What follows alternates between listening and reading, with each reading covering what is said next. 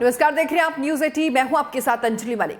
निकाय चुनाव का बिगुल जैसे ही बजा तो समाजवादी पार्टी ने अपनी पहली लिस्ट की जारी कर दी, लेकिन इस लिस्ट पर विवाद खड़ा हो गया। जी हां, बात करेंगे मेरठ सीट की। वो क्या है आज मैं आपको बताऊंगी। दरअसल खबरें ये आ रही है कि अखिलेश यादव के इस फैसले से रालोद और समाजवादी पार्टी के बीच दो फाड़ देखने को मिल रही है, नाराजगी देखने को मिल रही है। पश्चिमी यूपी पर एक तरफ जहां जयंत चौधरी की नजर है, जहां आरएलडी अपना अच्छा खासा दबदबा मानती है, ऐसे में मेरठ सीट को भी रालोद अपनी ही सीट मानकर चल रही थी, क्योंकि इस दौरान एक लिस्ट जो है वो फिर वायरल हुई, जिसके बाद नेताओं में भारी नाराजगी भी बताई जा रही थी। हालांकि उस लिस्ट को रालोद के नेताओं ने फेक करार दिया है। दरअसल अखिलेश यादव और जयंत चौधरी शुक्रवार को मध्य प्रदेश के मऊ पहुंचकर पश्चिमी यूपी को साधने की कोशिश कर रहे थे, लेकिन इधर मेरठ ने सपा और रालोद के बीच जो है वो खाई पैदा करने वाली खबरें जोर पकड़ रही थी। आपको बता दें कि मेरठ नगर निगम सीट से सपा ने अतुल प्रधान की पत्नी सीमा प्रधान की पत्नी का जो टिकट है वो फाइनल कर दिया।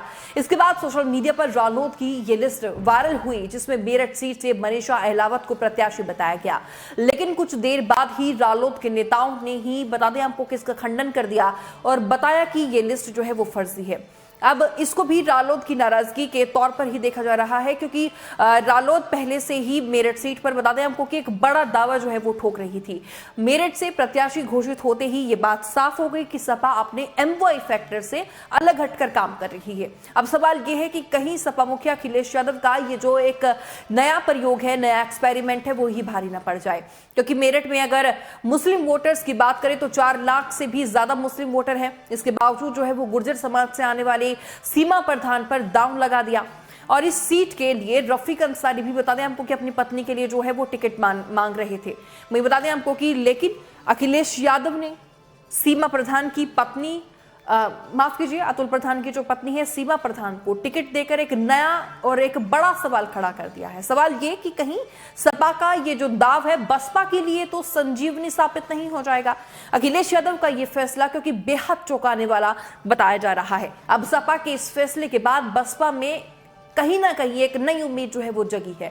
बसपा पहले ही पश्चिम में इमरान मसूद के भाई की पत्नी खदीजा मसूद को सहारनपुर से मैदान में उतार चुकी है और मुस्लिमों का सच्चा हितैषी होने का एक दावा कर रही है। अब इसमें भी राजनीतिक विश्लेषक मान रहे हैं कि दो बातें हो सकती हैं, या तो अखिलेश यादव जो है वो मेरठ सीट को हल्के में ले रहे हैं, या फिर उनको ये विश्वास पूरा है कि मुसलमान जो है वो समाजवादी पार्टी को ही वोट देंगे, क्योंकि मेरठ में 4 लाख से भी ज्यादा जो है वो मुस्लिम वोटर्स हैं और जिसमें 1 लाख से भी ज्यादा वोट जो है वो अंसारी समाज के है। इसी समाज से सपा नेता रफीक अंसारी भी जो है वो आते हैं।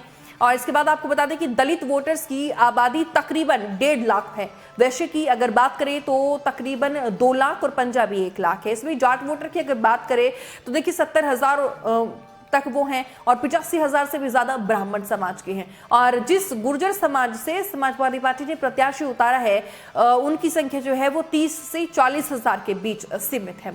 मेरठ में इतनी लंबी और मुस्लिम आबादी होने के बाद जो है वो सपा का सीमा प्रधान को टिकट देना ये फैसला चौंका देने वाला है। मेरठ की 7 विधानसभा सीटों में से सपा के 2 विधायक मुस्लिम हैं, वहीं पहले शाहिद मंजूर और दूसरे रफीक अंसारी, जबकि रालोद का भी जो विधायक है वो भी एक मुस्लिम है, यानी कि गठबंधन के 3 मुस्लिम विधायक है। फिर महापौर के चुनाव में टिकट सीमा को क्यों दिया गया, ये बड़ा सवाल अब खड़ा होता है। अखिलेश यादव की इस रणनीति पर जो है मेरठ में खूब चर्चाएं हो रही है। हालांकि एक तथ्य यह भी है कि अगर अखिलेश यादव जो है वो मुस्लिम को टिकट देते तो ध्रुवीकरण का एक बड़ा मुद्दा जो है वो बन सकता था और हावी हो सकता था।